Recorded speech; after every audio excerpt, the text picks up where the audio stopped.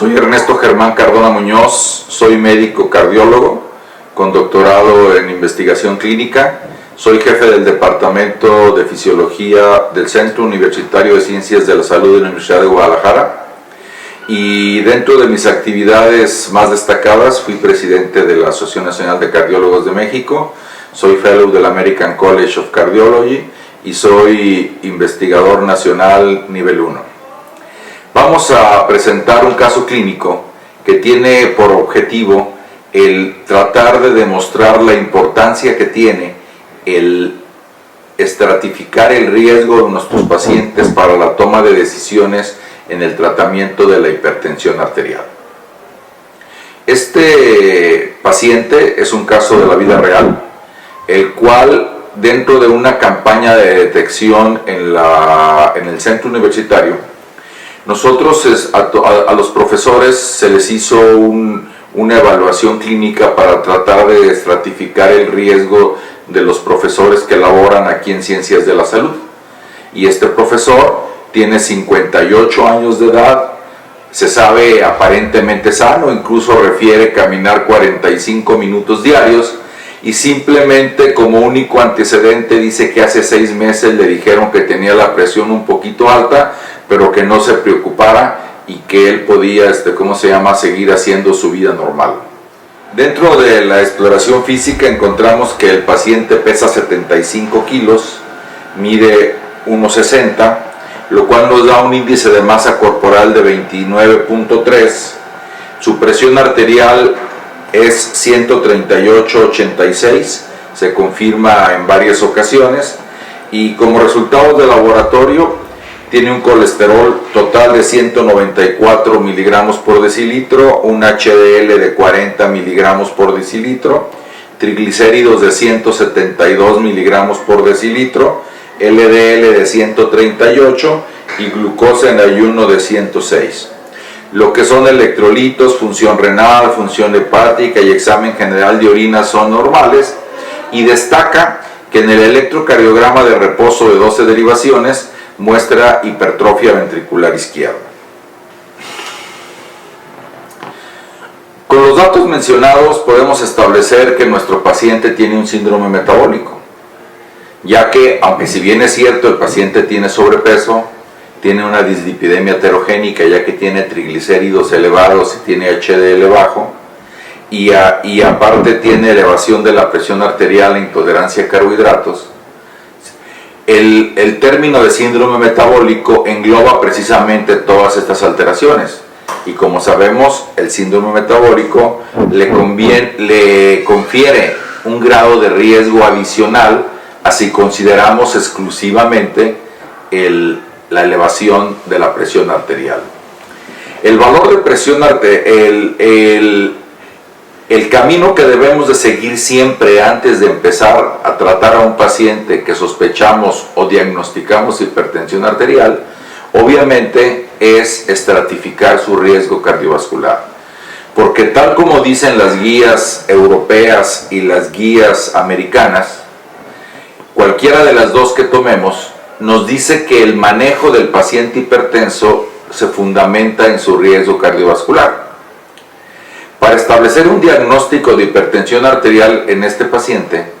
si nos apegamos a las guías del American College of Cardiology y American Heart Association, nuestro paciente quedaría como un hipertenso grado 1, ya que a partir de 130/80 estas guías consideran hipertensión arterial. Si nos apegamos nosotros a las guías europeas, estos valores de presión arterial lo harían quedar en una clasificación de presión normal alta. Obviamente que cuando sumamos los factores del síndrome metabólico ya mencionado, el riesgo que nuestro paciente tiene corresponde a un riesgo moderado o alto, como se ve en la tabla que se muestra de las guías europeas de cardiología, en donde dice que el paciente que tiene 3 factores de riesgo y aparte tiene daño en órgano blanco, un daño asintomático en órgano blanco, en este caso la hipertrofia ventricular izquierda, con un valor de presión sistólica entre 130 y 139 y un valor de presión diastólica entre 85 y 89, nuestro paciente queda clasificado precisamente como un riesgo moderado a alto. Y fíjense cómo esto nos obliga a considerar un tratamiento más agresivo. Si nosotros nos apegamos a las guías del American College of Cardiology, vamos a ver cómo nuestro paciente queda englobado dentro de un riesgo cardiovascular de más de 10% a 10 años, con lo cual también el paciente requiere tratamiento farmacológico. De acuerdo a las guías americanas, nos dice que nuestro paciente con hipertensión grado 1 y un riesgo cardiovascular mayor a 10% corresponde recibir tratamiento farmacológico, que es el caso de este paciente. Y si nos apegamos a las guías europeas, también dicen que un paciente con presión normal alta y riesgo cardiovascular alto requiere tratamiento farmacológico. Obviamente, aunado al cambio de estilo de vida hacia un estilo de vida saludable. Y bien, si vamos a prescribir un tratamiento farmacológico, tendríamos nosotros que ver qué tipo de fármaco tendríamos que utilizar en este paciente. Y también, apegado a las guías, vamos a ver cómo un paciente de riesgo moderado o riesgo alto requiere iniciarse el tratamiento con la combinación de dos fármacos. Y esta terapia combinada, como se demuestra en todos los estudios de hipertensión arterial, para lograr el logro de metas terapéuticas en promedio se requieren entre 2 y 3 medicamentos. Es la razón por la que las nuevas guías consideran necesario iniciar con tratamiento combinado desde el inicio en estos pacientes que tengan riesgo cardiovascular moderado o elevado, y deja la monoterapia para la minoría de los pacientes, que serían los pacientes frágiles o aquellos pacientes con elevaciones leves de presión arterial sin otros factores de riesgo asociados. Y una vez considerado que nuestro paciente requiere un tratamiento combinado desde el inicio para tratar su hipertensión arterial, tendríamos que seleccionar qué combinaciones de fármacos vamos a utilizar. Y es obvio que como en nuestro paciente predomina el perfil metabólico, tendríamos que elegir, tal como lo establecen las guías, un bloqueador del sistema renina-angiotensina, preferencialmente un YECA si es tolerado, y además un bloqueador de los canales de calcio, que generalmente se utiliza la amlodipina. Y aquí entonces nosotros concluiríamos que nuestro paciente requiere recibir un bloqueo del sistema renina-angiotensina, preferencialmente un YECA, más amlodipina. Y también, como las guías nos lo establecen, lo ideal es que estos dos fármacos se reciban en una sola tableta.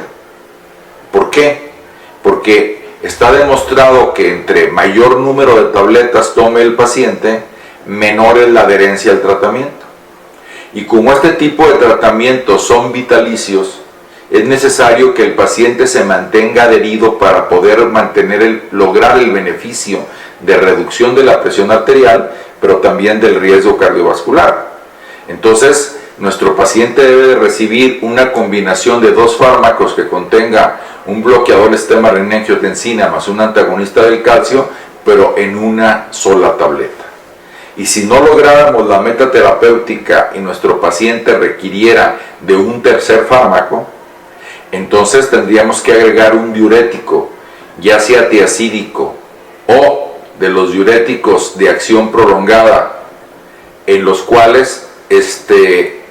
parecidos a los tiazídicos, en los cuales también deberían de estar incluidos en una sola tableta. O sea, la combinación de triple terapia en una sola tableta con el fin de garantizar la adherencia terapéutica. Y está demostrado que se obtienen mejores resultados en el control de la presión arterial cuando los 2 o los 3 fármacos se incorporan en una misma tableta que cuando se dan los mismos medicamentos en tabletas separadas. Cuando nosotros damos nuestra terapia, tendremos que pensar cuál es la meta a la que quiero llevar a mi paciente. O sea, quiero bajarle la presión arterial, pero ¿hasta cuánto te la voy a bajar? Y entonces también, de acuerdo a las guías, mi paciente debe tener la presión arterial, nuestra meta debe ser menos de 130 la presión sistólica y menos de 80 la presión diastólica, pero con una característica fundamental.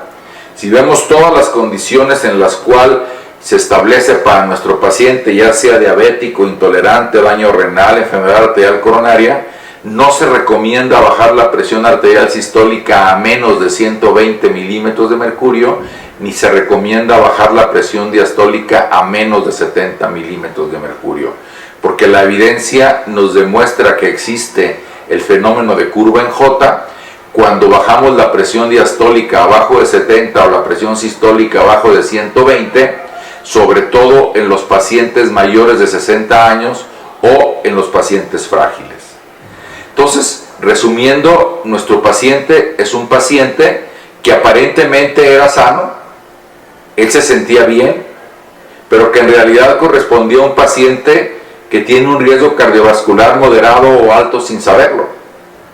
y que tiene un diagnóstico de hipertensión arterial y que requiere de tratamiento farmacológico, sin olvidársenos, además, que nuestra meta no es únicamente bajar la presión arterial, sino debemos de corregir todos los otros factores, como sería bajar sus niveles de glucosa, recuperar el peso normal de nuestro paciente y bajar los niveles de triglicéridos para que, modificando todos estos elementos, podamos disminuir el impacto aditivo que tienen todos ellos juntos en el incremento del riesgo cardiovascular. Muchas gracias.